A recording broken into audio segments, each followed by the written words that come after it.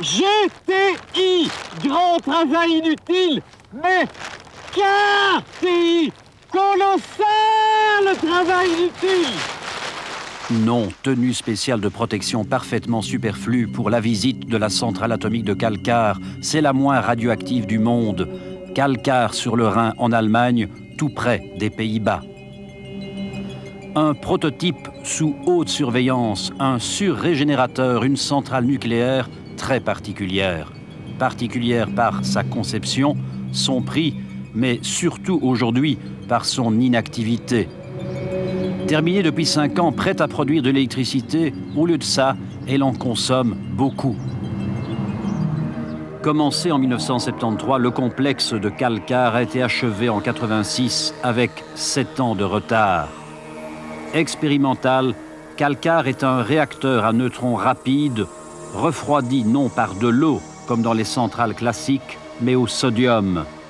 Présenté au départ comme la technologie de l'avenir, ce surrégénérateur a coûté finalement beaucoup plus cher que prévu, 150 milliards de francs belges, infiniment plus qu'une centrale ordinaire. Le comble, c'est que les entrailles de cette centrale nucléaire ultramoderne de 300 MW, le tiers de Tihange, resteront stériles à tout jamais. Pas le moindre kilowatt d'électricité n'en sortira. La raison, la peur. Malgré les 1001 précautions, le syndrome de Tchernobyl et la pression des antinucléaires allemands ont contraint le gouvernement fédéral à refuser l'autorisation de mise en marche de ce réacteur qui aurait dû produire plus de matière fissile qu'il n'en consomme. Le rêve des électriciens, le cauchemar des antinucléaires. C'est ici, dans le cœur de la centrale de Kalkar, que le combustible nucléaire stocké à Mol aurait dû être introduit. Mais jamais le réacteur ne sera chargé de matière radioactive. Pourtant, le combustible nucléaire nécessaire est déjà fabriqué. Plus d'un tiers est d'ailleurs stocké et entretenu à Mol, en Belgique.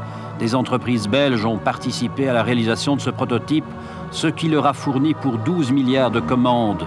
Mais dans ce colossal travail inutile de 150 milliards, l'État belge ne pouvait évidemment être absent.